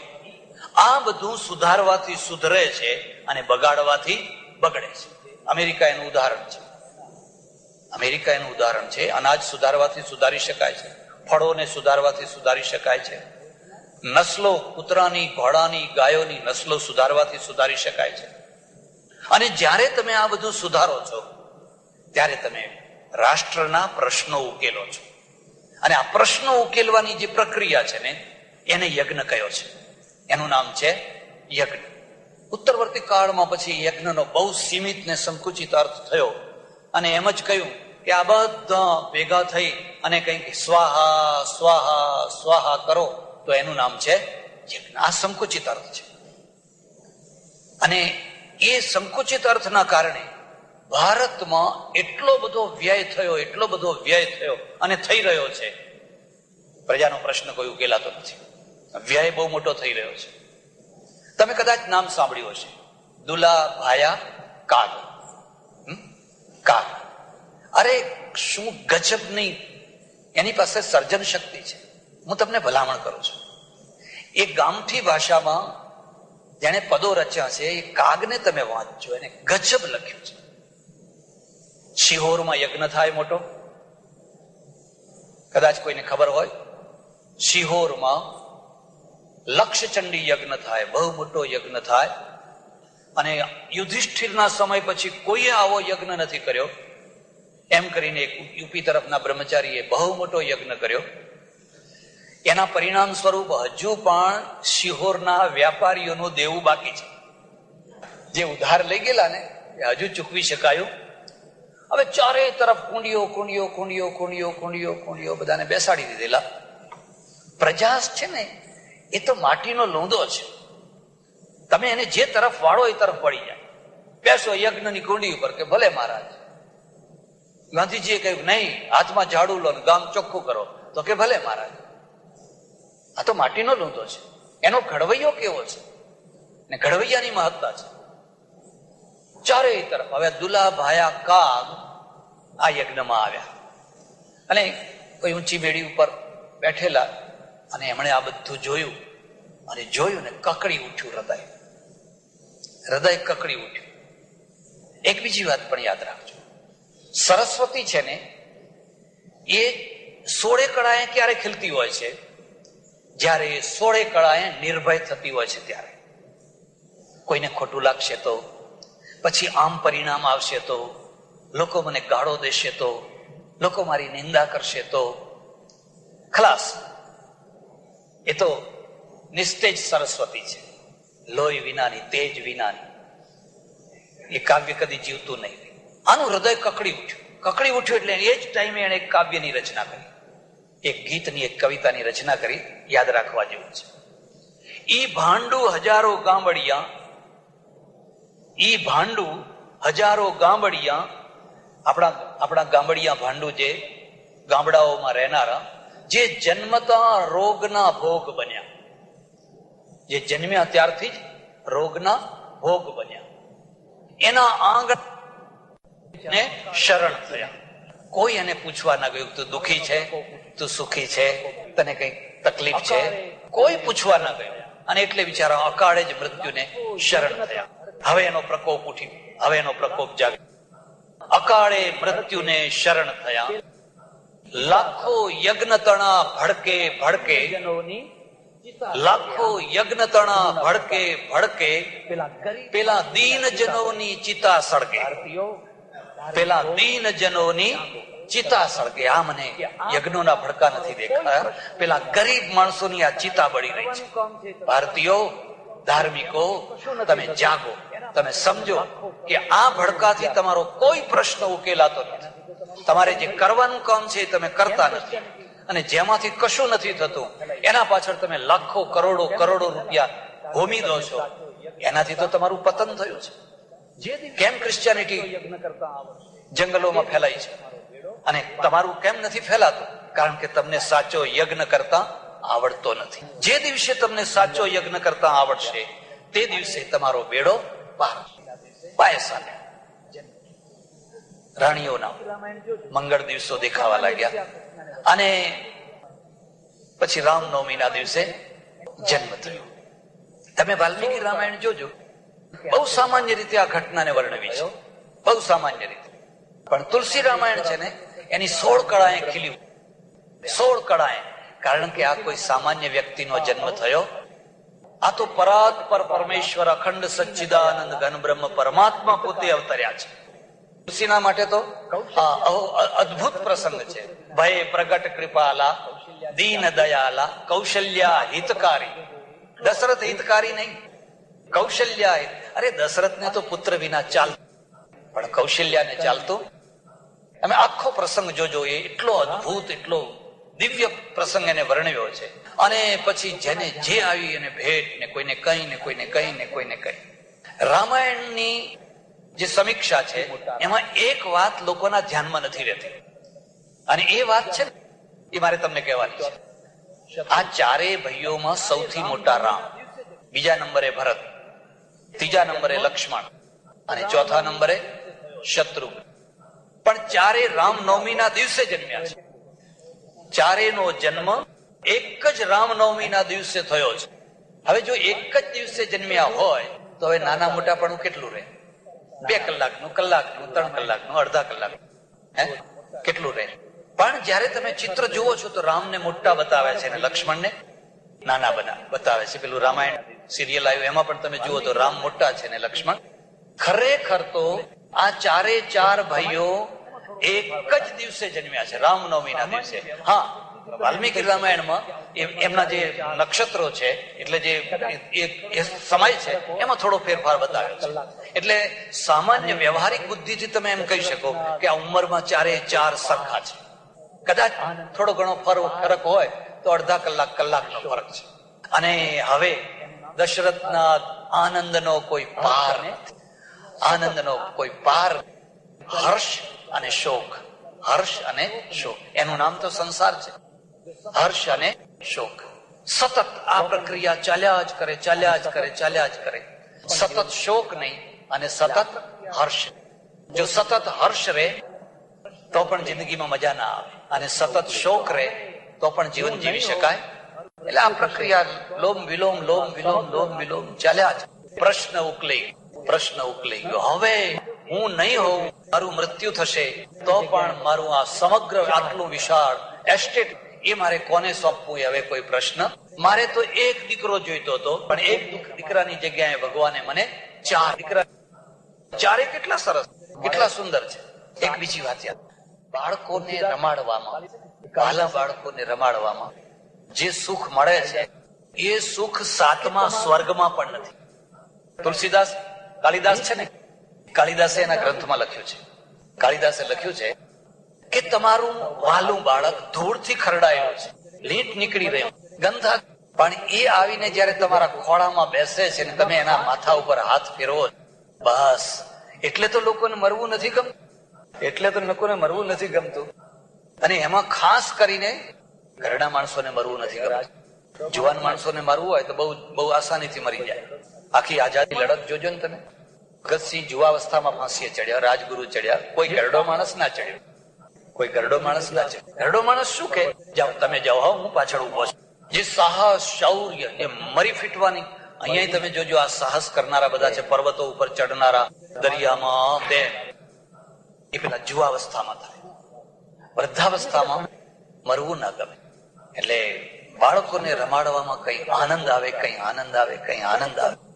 અમને બધા ઘણા અનુભવ, તમને થાય, એમ તો મારા કરતા તમને જ વધારે અનુભવ થતા, પણ તમે એ અનુભવો છે ને, એ અનુભવો માંથી જે ક્રીમ કાઢવું જોઈએ ને એ કદાચ ના કાઢી શકતા હો. પ્રત્યેક અનુભવ તો દહીં છે ને વલોવો તો એમાંથી માખણ નીકળે. ઉત્તર ગુજરાતના એક ગામ, અમારા એક ઓળખીતા પટેલ સુખીકર, એમને ત્યાં ગયો જમવા. અમે બે જમવા બેઠા, બાજુમાં જ બેઠા. આપણે ત્યાં તો આસન હોય, પાટલો હોય. હવે પેલા વૃદ્ધ જે છે ને એ આમ દરવાજા સામે જોયા. એટલે મેં કહ્યું કોઈ બીજું કોઈ આવવાનું હોય તો આપણે થોડી વાર પછી જઈએ. ના ના ના ના ના ના ના ના ના, બધું પીરસાઈ ગયું, પાક ને ફલાણું ને કઢી સારી રીતે પીરસાઈ ગયું. તમે દરવાજા સામે કેમ જોજો કરો છો? ના ના ના ના ના, કઈ નહીં. એટલામાં 2-3 છોકરા દોડ્યા, એકદમ દોડ્યા, આવડા નાના. અને હમણે ડોસાએ ચીસ, મુનિયા. એટલે પેલો મુનિયો આવ્યો આવડું, ચાલ બેસ, જમી લે, ચાલ જમી લે. એટલે ડોસાએ બેહાડ્યો છોકરો, અને ડોસાના ભેગો જે જમવા મને કે આ છોકરું મારા વિના જમતું નથી. મેં કહ્યું ના, એ છોકરા વિના તમે જમતા નથી. એ તો બિચારું રમતું હતું, એને તો જમવાની ઈચ્છા નથી, પણ તમે બેસ, જમી લે. હવે જમવાનું શરૂ થયું. આપણું છોકરું, એટલે પેલું છોકરું પૂછે છે કે દાદા આ શું? તો કે દૂધ પાક. કા બેટા, આ દૂધ પાક. દાદા આ શું? તો કે કઢી. તો દાદા બે ને ભેગા કરો, એમ પાક ને કઢી બે ભેગા. એટલે ગુસ્સે થયા, ના કરાય, એમ ભેગા ના કરાય. પેલું રીસાયું. એટલે દાદાએ દૂધ પાક ને કઢી ભેગા કરી. લો કીધું, મજા લો હવે, મુનિયા હવે લો, ખાઓ હવે. થોડીક વાર થઈ હશે અને પેલું છોકરું કહે છે દાદા ભાવતું નથી, જુદું કરો. એટલે પેલા ડોસા કે જુદું ના થાય, તો કે ના, જુદું કરો. એક બીજી વાત હું તમને કહું છું, કદી પણ કોઈને પણ માથે ના ચડાવશો. ભગવાનને ચડાવજો, એ બોજરૂપ નહીં થાય, તમારા બોજને ઉપાડી લેશે. પણ જો કોઈ માણસને માથે ચડાવ્યું ને, બસ પછી હવે આ છોકરું માથે ચડાવ્યું અને એવું રીસાયું ને આમ નીચે આડું પડીને જે પગ આગા પાછા કરવા માંડ્યું, એમાં પેલી દૂધપાક ને કઢી ભેળવેલી જે વાટકો હતો એને એની લાત વાગીને તે એ ઉડીને પડ્યું મારા. મેં કહ્યું લે હવે તું એ લેતો જા, તું હવે સ્વાદ લેતો જા. મેં કહ્યું મેં આ છોકરાને જબરજસ્તી બોલાવી, પાસે બેસાડ્યું, જમવાનું કહ્યું, હવે એને બે ભેગું કરાયું, હવે એ જુદું કરવાનું કે છે. શા માટે આ બધી ઝંઝટમાં પડો છો? તમારે શું જરૂર? એની માં એને ખવડાવશે. મને કે સ્વામીજી આના વિના મને 1 મિનિટ રહેવાતું નથી. આ તો મારો હૃદયનો કટકો છે. જરા આગળ હવે એ કટકો મોટો થઈ અને આ ડોસાનું લોહી પીવાનું શરૂ કરે તો ભગવાન સહન કરે ખરો? તારા માટે આ માણસે કેટલું સહન કર્યું, કેટલું વહાલ કર્યું, કેટલો પ્રેમ, કેટલો ત્યાગ કર્યો. અને હવે જયારે તું મોટો થયો અને તારે પ્રત્યુપકાર કરવાનો સમય આપ્યો, ત્યારે તું એનું લોહી પીવે છે ને દુઃખ દે છે. એટલે આપણે એમ માનીએ છીએ ઘરના જે વૃદ્ધો છે એ વૃદ્ધોનો જે શ્રાપ છે, એમની જે આંતરડી કકડે તો એ કકડેલી આંતરડીના દ્વારા જે પીડા આવે એને ભગવાન પણ મટાડી શકે. દશરથને એટલો આનંદ આવે છે, એટલો આનંદ આવે છે, એટલો આનંદ આવે.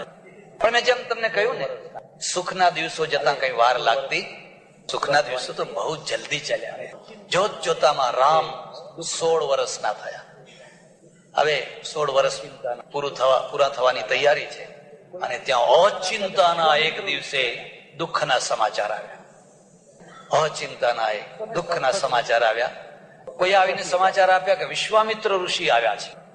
આપણા ત્યાં છે ને 167 ઋષિઓ, આમ તો 88,000 છે, પણ પ્રસિદ્ધ ઋષિઓ 167.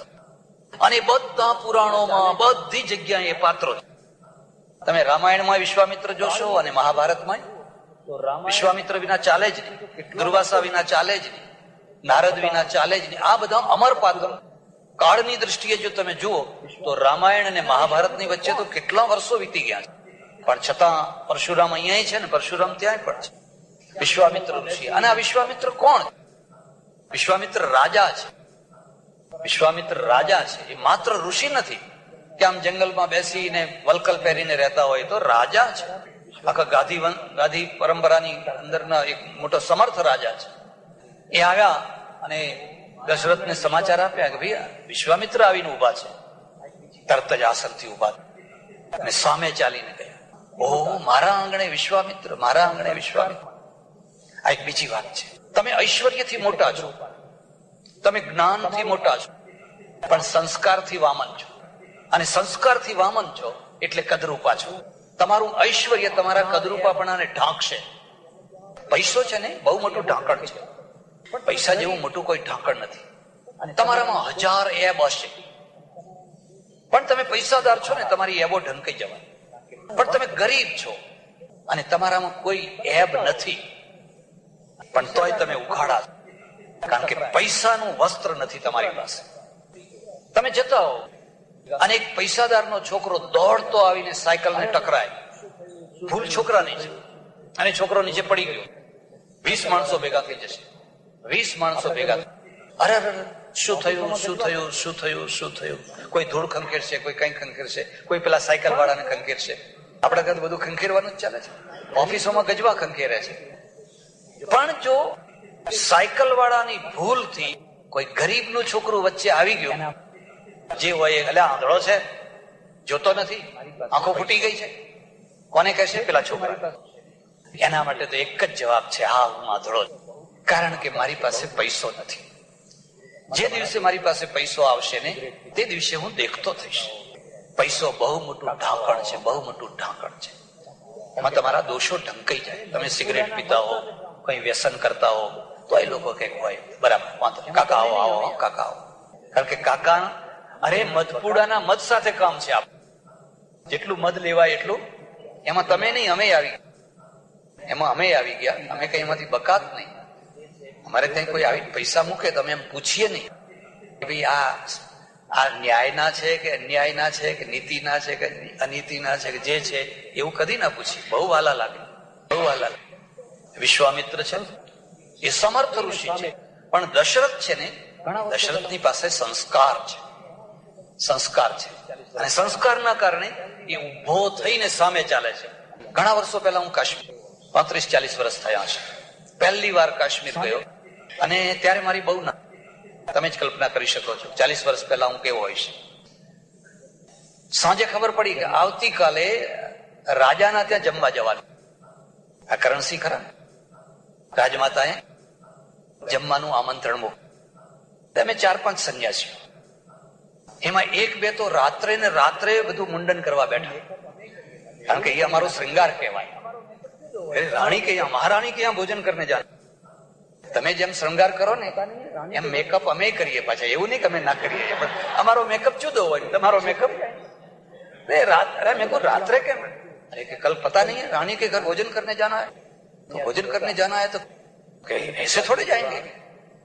એ બધા ટીલા ટપકામ બધું સારી રીતે કરી અને અમે 8-10 સાધુ સંન્યાસીઓ હતા, ત્યાંથી મોટી મોટી ગાડીઓ લેવા આવી, અમે તો ગયા. હું બીજી વાત પણ તમને કહું, એવા અનુભવો થાય, એવા અનુભવો થાય, એવા અનુભવો થાય કે એક દિવસ રાજા મહારાજાના ત્યાં જમવાનું હોય, બીજા દિવસે ઠેકાણું જ ના હોય. બીજા દિવસે કોઈ લુખા રોટલાનું પૂછનાર. મારવાડી શેઠના ત્યાં એક સાધુને બેસીને જમાડે, પંખો નાખે અને શેઠ ને શેઠાણી બે ધાર્મિક ને બહુ પ્રેમથી જમાડે. મારે આવું થયેલું. એકવાર કલકત્તામાં ઘણા વર્ષો પહેલા તો એક મારવાડી શેઠના ત્યાં જમવા જવાનું થયેલું. અને તમને નવાઈ લાગશે, એને 108 પ્રકારની વાનગીઓ બનાવી. 108 પ્રકાર. અને હું ખરું કહું તમને, તે દિવસે મને ખાવાની મજા જ ના. ગભરાઈ ગયો કે હવે આ ખાવું કે આ ખાવું કે આ ખાવું. એક તોલો ખાવ તો 108 તોલા આવે. આમાં કરવું શું? આ એ તો જાણે ઠીક છે. હવે શેઠ શેઠાણી ભાઈ પંખો નાખી રહ્યા છે અને સોનાની થાળી, સોનાની વાડી, સોનાનો લોટો મૂકેલો. આપણી બલા જાણે પીળું એટલું પિત્તળ. એટલે મારું ધ્યાન કઈ એના તરફ ગયું, મારું ધ્યાન કઈ એના તરફ ના ગયું. એટલે હું તો મારું ધ્યાન જમવામાં રાખેલું. એટલે શેઠને ખબર પડી ગઈ કે મહારાજને હજુ ખબર પડી. ઐશ્વર્ય છે ને એની બીજી કમજોરી બતાવું છું. પ્રદર્શન ભૂખ્યું ઐશ્વર્ય બહુ જલ્દી દુશ્મનો ઉભા કરે. ઐશ્વર્ય હોય ને પ્રદર્શનની ભૂખ ન હોય તો તમે ઘણા દુશ્મનોથી બચી જાઓ. પણ તમારી પાસે ઐશ્વર્ય છે અને તમે જયારે જુઓ ત્યારે વગર જોતું એનું પ્રદર્શન કરો છો, તમે વગર જોતા ઈર્ષાળુ માણસો ઉભા કરી દેશો. એટલે શેઠને ખબર પડી ગઈ કે મહારાજને કઈ ખબર પડી નથી. એટલે એ મને કે છે કે સ્વામીજી ભોજન કેસા હુઆ?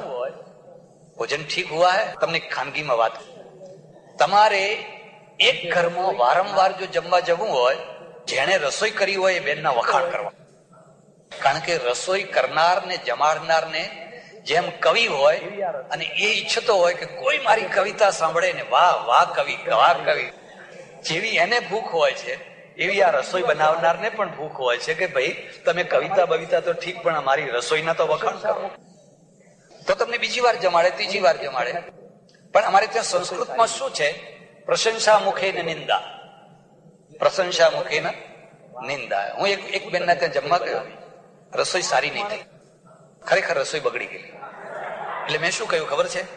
વાહ બેન વાહ, શું તમે રસોઈ બનાવી છે. અરે આ 5 માણસની રસોઈ 10 માણસ જમે એવી બનાવી છે. હવે પેલી બેન છે ને એ સમજી ના શકે. એ કહે છે બાપુ મારો હાથ થોડો ભારે જ છે. એમ કે હાથ મારો થોડો ભારે જ છે, હું થોડી બનાવું. એટલે પણ એનો અર્થ શું હતો કે આમાં એવો સ્વાદ નથી કે માણસ અડધું ખાઈને જ એટલે 10 માણસ જમે. બાકીની તો 5 માણસની રસોઈ 3 માણસ ખાઈ જાય. ક્યારે ખાઈ જાય? જયારે સ્વાદ આવે. અને પછી મોડે એને લાઈટ થઈ, કે તમે શું કહ્યું? એટલે મને કે રસોઈ તો સારી થઈ છે ને. હા રસોઈ સરસ થઈ છે. તો એને થયું કે હજુ મહારાજને ખબર નથી પડી. એ મને કે આ થાળી, વાટકો, લોટો બધું તમે જોયું? અને પછી મને થોડી લાઈટ થઈ. હા જોયું. અને કે આ સોનાના છે બધા, અને આખો એક સેટ 2 કિલોનો થાય છે. અને આવા મારે ત્યાં 32 સેટ છે. હવે તમે વિચાર કરો, કોઈ સંન્યાસીને આ બધું કહેવાની શી જરૂર હતી? પણ ઐશ્વર્ય પચ્યું નહીં, ઐશ્વર્ય છીછરું છે. અને એટલે હવે એનો ઉભરો આવ્યો છે. અને પછી હું મારા મનની વાત, પછી મને થયું કે જરૂર આ શેઠ જમી રહ્યા પછી કહેશે કે મહારાજ ત્યારે આ સેટ તમે લેતા જાઓ. વિચારો કેવા બદલાય છે. કીધું હવે આના ત્યાં તો 32 સેટ પડ્યા છે અને મને જમવા માટે આપ્યો છે, કઈ એમને આપ્યો હોય. એટલે હમણાં મેં મારા થેલા સામે જોયું કે આ થેલામાં રહે એવો છે કેમ. કેવા વિચારો બદલાય છે, કેવી રીતે આપણું ચિંતન આખું બદલાઈ જાય છે. ખરેખર હું જમી રહ્યો, હાથ ધોયા, જલ્દીથી ઉઠવું જોઈતું તો ઉઠ્યો નહીં. આમ શેઠ સામું જોયા કર્યું કે હવે ક્યારે. અને એને કઈ કહ્યું, અનુભવો એટલે શું અનુભવો હું તમને કહું. આવો જમેલો માણસ બીજા દિવસે ભૂખ્યો ને ભૂખ્યો, સાંજ પડી ગઈ પણ કોઈએ જમવાનું ના કર્યું, આખા દિવસનો ભૂખ્યો. ચાલતા જોયું તો એક વાઘરી બેન આખા દિવસમાં શાકભાજી વેચી ચૂકેલી, બધું વેચી ગયેલું. પેલા પીળા ફિક્કા 2-3 મૂળા પડેલા, 2 મૂળા પડેલા. એટલે એને જવાની ઉતાવળ. જઈને મહારાજે કહ્યું બેન આમાંથી એક મૂળો મને આપીશ? ને વાત કરે, લો ને મહારાજ, 2 લઈ જાઓ ને. મૂળો ચાલો આજ મૂળો ખાઈને રહીશું. ફકીરીનો અર્થ શું છે? કરના ફકીરી ક્યા દિલગીરી સદા મગન મેં રહેનાજી. અને મગનમાં રહો તો જ ફકીરી. ને કાલનું યાદ કરો, કાલ પેલા શેઠે સોનાની થાળીમાં અને આજ તો રડો, પછી તો રડો પોકે ને પોકે. હવે મૂળો તો લીધો, પણ વળી પછી એક ઈચ્છા થઈ કે એક મીઠાની કાંકરી મળે ને તો એ મૂળા ઉપર આમ ઘસીને મીઠાની કાંકરી સાથે આગળ એક કરિયાણા વાળાની દુકાન, અને ત્યાં આવડો મોટો કોથળો મીઠાનો ભરીને મૂકેલો કાંકરી વાળો. એટલે જઈને કહ્યું, ભાઈ એક મીઠાની કાંકરી હોય તો આપણ જરા મારે મૂળો ખાવો છે. એટલે પેલા મણની ગાળ ચોખાય, ચાલ ચાલ તેરે બાપ ને યહાં રખા હૈ, कुछ काम करता नहीं है, मीठा नमक चाहिए, नमक चाहिए, चल यहां से आगे निकल. એક દિવસ મૂળાનું ઠેકાણું નથી, કોઈ કાંકરી મીઠું આપવા તૈયાર નથી, ને એક દિવસ રાણી બોલાવે છે, કાશ્મીરની રાણી. અમે તો બધા ગયા બધી ઘણી વાત છે, બધી હું કહેવા બેસું તો કલાક નીકળી જાય. બહુ બહુ સુંદર અનુભવ. રાણી એના દરવાજા સુધી અમને લેવા આવે અને પગમાં પડીને જાણે કે અહો ભાગ્ય, ધન્ય ભાગ્ય, ધન્ય ભાગ્ય. એ ધન્ય ભાગ કરણસિંહજીના સોતેલા માતા, અત્યારે તો દેવ થઈ. પછી સોફા ઉપર બેસાડ્યા, એ નીચે બેઠા. બહુ આગ્રહ કર્યો, રાજમાતા તમે ઉપર બેસો, ઉપર બેસો, ઉપર બેસો. લશ્કર મિલિટરી વાળા અને બંદૂક ને લઈને બધા ઉભેલા. ના કે મેં નીચે બેઠો, મેરા તો આપકે ચરણો મેં, આપકે ચરણો. અને મનમાં એમ થાય કે આ સ્ત્રીમાં આટલું બધું ઐશ્વર્ય છે, પણ તે જ, અને અમને કોઈને ઓળખતી નથી, પાછી અમને કોઈ જાણતી નથી, ઓળખતી નથી, અને તે છતાં આ નીચે બેઠી છે. એને આશીર્વાદ ના આપવા પડે, આશીર્વાદ આપોઆપ આશીર્વાદ નીકળી જાય, કારણ કે સંસ્કાર છે. આનું નામ છે સંસ્કાર. અને સંસ્કારનો વિજય લક્ષ્મીનો વિજય નહીં, જ્ઞાનનો વિજય નહીં, શક્તિનો વિજય નહીં, સંસ્કારનો વિજય. એથી ઉલટી વાત. અમારે ચડોતરના એક ગામમાં ચાતુર્માસ કરું, પછી એક પટેલે મને કહ્યું, મહારાજ આ જબ્બો તમારો ફાટેલો દેખાય છે, તે હું દરજી મોકલીશ, દરજીને તમારું માપ આપજો તો નવો જબ્બો બનાવી દઈશ. મેં કહ્યું સારું. સાંજના ટાઈમે હું આમ જરા રવેશીમાં આંટા મારું ને એ દરજી આવ્યો એટલે સીધો જઈને મારા પાટ ઉપર બેસી. જે મારું આસન હતું, અમે બધા સાધુઓ બહુ ગુસ્સે થઈ, તો દૂર રહેવું. હો, રાજા જોગી અગન જળ ઇનકી ઉલ્ટી રીત, બચકે રહેના પરસરામ થોડી ઇનકી પ્રીત. આસન ઉપર બેસી ગયો. પછી મને કે મહારાજ અહીંયા હોય. હું જઈને ઉભો રહ્યો, તમારો જબ્બો બનાવવાનો છે ને? હા. બેઠા બેઠા બધું માપ લીધું, પછી ગયો બરાબર છે. હું વિચાર કરું, પેલી રાણી નીચે બેઠી છે, રાણી નીચે બેઠી છે, અને આ દરજી મારા આસન ઉપર બેઠો છે, અને કહે છે કે આવો અહીંયા આવો, તમારું માપ લઈ લો. બે માં શું ખૂટે છે? એકના પાસે સંસ્કાર છે ને એકની પાસે સંસ્કાર. દશરથ છે ને દોડતા સામે ગયા. અરે મારા અહો ભાગ્ય કે મારા ઘરમાં વિશ્વામિત્ર ક્યાંથી? આટલા મોટા પુરુષ, આટલા તપસ્વી પુરુષ ના પગલા મારા ઘરમાં ક્યાંથી? વિશ્વામિત્રને પગે લાવીને બેસાય. પછી બધી વાતો કરતા કરતા કર્યું, કેમ પધાર્યા? તારા આંગણિયા પૂછીને કોઈ આવે તો આવકારો મીઠો આપ. દુલા ભાયા કાગ કઈ દેવી પુત્ર, અને એને કઈ રચ્યું છે, કઈ લખ્યું છે, કઈ લખ્યું. એને ધીરે ધીરે હુંકારો મીઠો.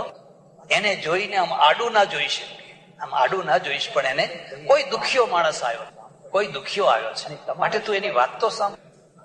વિશ્વામિત્રે કહ્યું, ભાઈ એક કામથી આવ્યો છે, મારે એક કામ પડ્યું છે, અને તમારા સિવાય બીજા કોઈનાથી એ કામ પાર પડી શકાય એવું.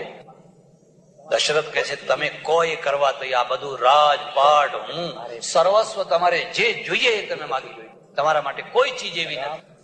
અને વિશ્વામિત્ર કહે છે, મારે 2 તમારા દીકરા જોઈએ છે, બીજું કશું જોઈતું? રામ અને લક્ષ્મણ મને આપો, મારે તમારા 2 દીકરા જોઈએ છે. અને જાણે વજ્રનો આઘાત થયો, એક બહુ મોટી વીર, બહુ મોટી.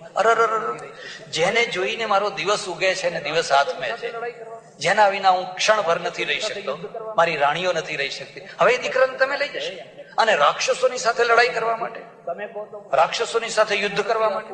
અરે આ તો કોમળ છોકરા છે, એમને કોઈ દાડો કશી ગતાગમ નથી. તમે કહો તો હું લશ્કર આપું, સેનાપતિ આપું, હું જાતે આવું, મારા છોકરા તમે ના માંગો. અને વિશ્વામિત્ર હમણાં તો કહેતો હતો જે જુએ એ માગી લો, જે જુએ એ માગી લો. હવે તો આમ બેયના વચ્ચે ઉગ્રતાનું સમાધાન વસ્યું. હું તમને એક ખાસ વાત કહું છું, ખાસ વાત કહું છું, યાદ વચ્ચે એક ઠંડો માણસ હંમેશા રાખો, તો તમારા 1000 પ્રોબ્લેમ છે ને એ ભયંકર થતા પહેલા સોલ્વ થઈ જશે. વચ્ચે એક ઠંડો માણસ, ડાયો માણસ, જે ગંગાજળનું ટીન લઈને ઉભો હોય, જરાક નહીં આ બધા હોલોમાં આવ્યું નથી પેલું કઈ છાંટવાનું રાખ્યું હોય છે, ફાયર કરી તરત જ આમ કરો તો નાનો ભડકો જ બુજી. પછી મોટો થાય એટલે પેલા બંબા બોલાવવા પડે, અને એથી મોટો થાય તો ગમે એવા બંબા બોલાવો તો કશા કામમાં આવે. દરેક ઘરમાં આવો એક ઠંડા માણસનું એક રાખવું, જે આને ઠંડુ કરે, આને ઠંડુ કરે, બસ નાનો ભડકો શાંત થઈ જશે. અને એ જો તમને વાત ગમી હોય મારી, કદી પણ ઘરમાંથી વૃદ્ધ માણસોને બહાર ના કાઢશો, વૃદ્ધ માણસોને બહાર ના કાઢશો. તમે યુવાવસ્થામાં ઇમોશનલ, લાગણી પ્રધાન, ઈગો પ્રધાન, વાત વાતમાં ઈગો, અને જયારે તમારા ભડકા નાના થશે ત્યારે આ લોકો ઉપર પાણી છાંટીને એને ઠંડા કરી દેશે તો તમારી ગાડી પાટા ઉપર સારી રીતે આગળ ચાલશે. જો ઠંડા કરનાર કોઈ નહીં હોય તો નાની બાબતમાં તમારો ભડકો થશે. છૂટાછેડા કેમ થાય? પહેલા તો બધા બહુ લોકો લડતા ઝઘડતા, એવું બધું ઘણું થતું. હવે લડ્યા ઝઘડ્યા વિના છૂટાછેડા. લડાઈનું કોઈ ખાસ કારણ ના હોય, ઝઘડાનું કોઈ કારણ ના હોય. ઈગો મહત્વ છે. ઈગો એટલો બધો છે, હું, તું કોણ, કે તું કોણ, બીજા દિવસે કોર્ટ, ત્રીજા દિવસે કોર્ટ. એટલે એક માણસ એવો રાખ, વશિષ્ઠના જેવો, જે તમને સાચવી લે. જેમ બાળકોને તમે લઈ જાઓ અને કિનારીથી પડી ના જાય, ગબડી ના પડે, એને માં એને સાચવ્યા કરે છે, એમ જિંદગીની પ્રત્યેક ક્ષણમાં, પ્રત્યેક પ્રવૃત્તિમાં ક્યારે માણસ ગબડી પડે હું નીચેની ખીણમાં, અને ના ગબડે એટલા માટે એક ઠંડો માણસ રાખવાનો, એક ડાયો, એક શાણો, સમજુ માણસ રાખવાનો, જે તમને બચાવી લે, જે તમને તમારું રક્ષણ કરે. વશિષ્ઠ પુરોહિત છે, અને પુરોહિત નો અર્થ થાય છે રાજાનું હિત કરવું, રાજાનું કામ બગડવા દેવું. એ જાણે છે કે જો આ ટેમ્પરેચર હવે વધારે ગરમ થયું, આ વિશ્વામિત્રને તપાવવા બહુ ગુંડા છે. સમજાયું? દશરથ તો ચિંતા, રામ અને લક્ષ્મણને આપ. હવે એ 16 વર્ષના થયા, અને વિશ્વામિત્રની સાથે જવામાં કશો વાંધો આવવાનો નથી. આ એક બીજી વાત છે. રામાયણ તમને શું શીખવે છે? યુવાવસ્થા કોની ધન્ય થાય?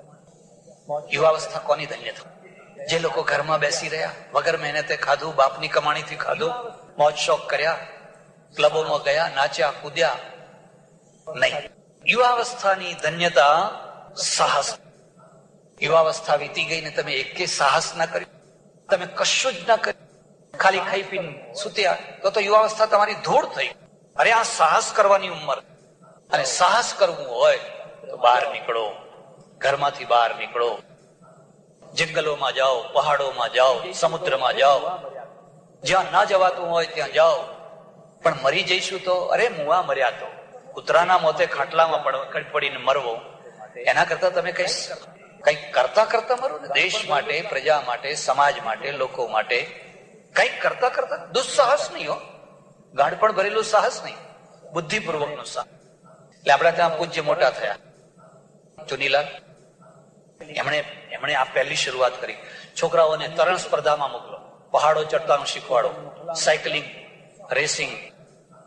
અહીંયા કેટલું બધું થાય, જો કેટલા મોટરનું ફલાણું, જ્યાં જુઓ ત્યાં સાહસ, કેટલા મરી જાય છે. આપણે શું કે જો ના જવાય, બા ના જવાય. મારે ત્યાં એક પટેલનો છોકરો આવે, 20-22 વર્ષનો, નોકરી ધંધો નહીં, બેકાર બેઠેલો. ત્યારે નવા સમાચાર આવેલા કે એવરેસ્ટના શિખર ઉપર પેલો એડમંડ હિલેરી ચડ્યો. મેં કહ્યું, લ્યા બધા નવરા બેઠા છો તો તમે કંઈક પ્રયત્ન કરો ને, તમે આ એવરેસ્ટ નું શિખર છે કે આવું તેવું કંઈક કરો ને. એટલે મને કે ત્યાં શું દાટ્યું છે? ત્યાં તો ઓક્સિજન નથી. હા, મને કે જો તમારી ઓળખાણ હોય અને એની તરેટીમાં કોઈ હોટલ થતી હોય તો આપણને કહેજો, તો વળી ભાઈ ઇન્ડિયન રેસ્ટોરન્ટ શરૂ કરી દઈએ. એ કરીએ. પેલા 65 માણસો મર્યા એવરેસ્ટના શિખર ઉપર. એક પછી એક 65 માણસો મર્યા પછી આ 66મો માણસ એડમંડ હિલેરી સફળ થયો. આપણો તો એકે ના મર્યો, આપણે કોઈ કેમ ના ગયા? કારણ કે એ સાહસ વૃત્તિ જ, અને સાહસ વૃત્તિ ન હોય ને એ પ્રજા રાજ ના કરી શકે, પરાક્રમ ના કરી શકે, એ ઇતિહાસ ના સર્જી શકે. બહુ તો વેપાર કરે, ધંધો કરે, ખાય પીવાય મજા કરે. અમારા જેવા આવે તો લો મહારાજ લઈ જાઓ 5 પાઉં, રાજી થયો. એટલે અમે એમને આશીર્વાદ આપીએ 7 પેઢી સુધી તમારી ગાદી તપે. ગાદી તપે કે ના તપે પણ મગજ તો તપે. યુવાવસ્થાની ધન્યતા છે તમે બુદ્ધિપૂર્વકનું રાષ્ટ્રલક્ષી, સમાજલક્ષી, માનવતાલક્ષી કોઈ સાહસ કરો, કંઈક કરી બતાવો. પછી કશું નહીં કરી શકો. હવે પૈસાદારના છોકરા છો, ઘરમાં જ પૂરીને રાખ્યા છે, બહાર નીકળવા જ નથી. એક્સિડન્ટ થઈ જશે, આમ થઈ જશે, ગભરાઈ જશે, આમ. એ તો છોકરું રૂના જેવું થઈ જશે, ઓછું થઈ જશે. એટલે પેલો વશિષ્ઠ કે છે, દશરથ તમારા પુત્રોને જવા દો. એ જ્યાં જાય ત્યાં વિશ્વામિત્રની સાથે જતા હોય તો ખુશીથી જવા દો. કારણ કે એક જિંદગીનો એક પાર્ટ પૂરો થયો. 16 વર્ષ સુધીનો જે પાર્ટ હતો, થોડું ભણવું, ગણવું, સમજવું, વાલ, એ બધું પૂરું થયું. હવે આ બીજો પાર્ટ શરૂ થાય. વિશ્વામિત્ર રામ અને લક્ષ્મણને લઈને નીકળ્યા. વચ્ચે ઘણી કથાઓ છે પણ એ બારે તમને નથી કહેવી. એ તો બધી કથાઓ તો તમે જાણો જ છો. કથા એ મુખ્ય વસ્તુ નથી. યજ્ઞ પૂરો થયો, સફળ થયો, સારી રીતે થયો, અને વિશ્વામિત્રે આશીર્વાદ આપ્યા. રોજ સાંજે વિશ્વામિત્રના પગ દબાવે. કોણ? રામ અને લક્ષ્મણ. સવારે વિદ્યા શીખે. એમની પાસે કેટલું જ્ઞાન છે, અને વૃદ્ધોની પાસેથી તો જ્ઞાન શીખવું જ. અને રાત્રે ગુરુજી ગુરુજી ગુરુજી કરીને પગ દબાવે છે. વિશ્વામિત્રે કહ્યું, જો રામ, મારું કામ તો પૂરું થયું, પણ મારે ત્યાં એક કંકોત્રી આવી છે અને હું જવાનો છું. મારી ઈચ્છા છે કે તમે પણ મારી સાથે ચાલો. શાની કંકોત્રી છે? ત્યાંથી નજીકમાં મિથિલા નગરી છે, અને મિથિલા નગરીમાં જનક નામનો એક રાજા છે. એને એક દીકરી છે, એનું નામ છે સીતા. અને સીતાનો સ્વયંવર થાય છે. એમાં બધા દેશ વિદેશના રાજા, મહારાજા, ઋષિઓ, ફલાણા ફલાણા બધાને ભેગા કરે છે. કોઈ વાર આવો મેળાવડો પણ કરવો, પણ સાવધાન થઈને કરવો. એટલે બધા ભેગા થાય છે. એટલે આપણે ત્યાં જઈએ. ચાલો જઈએ ત્યાં. અને રામાયણ એક વચ્ચે બીજી કથા મૂકી દે છે. જેમ વૃક્ષનું થડ હોય ને, થડમાંથી શાખા, શાખામાંથી શાખા, શાખામાંથી શાખા, શાખામાંથી શાખા, એમ રામાયણ અને મહાભારતની એટલી શાખાઓ છે કે તમને એમ લાગે કે હવે આ શાખાઓ પૂરી ક્યાં થશે? રામાયણ કદી પૂરું થાય, મહાભારત કદી પૂરું ના થાય, કે તો ગ્રંથમાંથી તમારા ઘરમાં આવી ગયું. આટલા ખાલી ગ્રંથ સુધી જ નથી. આશ્રમ દીખ એક મગ માહી, ખગ મગ જીવ જંતુ તહ નાહી. રામે જોયું તો એક સરસ મજાનો આશ્રમ છે, પણ ત્યાં કોઈ હરણ નથી, ખગ, મૃગ, જીવ જંતુ તહ. ઉજ્જડ થઈ ગયેલો વિરાન આશ્રમ છે. ઉજળવું બહુ દુઃખદાયી છે. પછી કોઈનું ઘર ઉજડે, કોઈનું જીવન ઉજડે, કોઈનું રાજ ઉજડે, પણ ઉજળવું બહુ દુઃખદાયી છે. વિશ્વામિત્રની સામે જોઈને રામ પૂછે છે, અરે રે, આટલો સરસ આશ્રમ છે પણ ઉજ્જડ છે, કશું દેખાતું નથી, વિરાન છે, શૂન્ય છે, ભયંકર લાગે છે, કરડવા દોડતો હોય એવું લાગે છે. શું કારણ છે? અને વિશ્વામિત્ર એમને કથા સંભળાવે છે. આ કથા શું છે? બહુ મોટા ઘરમાં, બહુ ઊંચા ઘરમાં, બહુ ભવ્ય ઘરમાં ઘટેલી નાની ઘટનાએ આખા ઘરને બરબાદ કરી. નાના ઘરમાં નાની ઘટનાઓ ઘટે, પણ જયારે બહુ મોટા ઘરમાં કોઈ નાની ઘટના ઘટી જાય અને નાની ઘટનાનું એટલું પરિણામ આવે કે આખું ઘર ઉજ્જડ.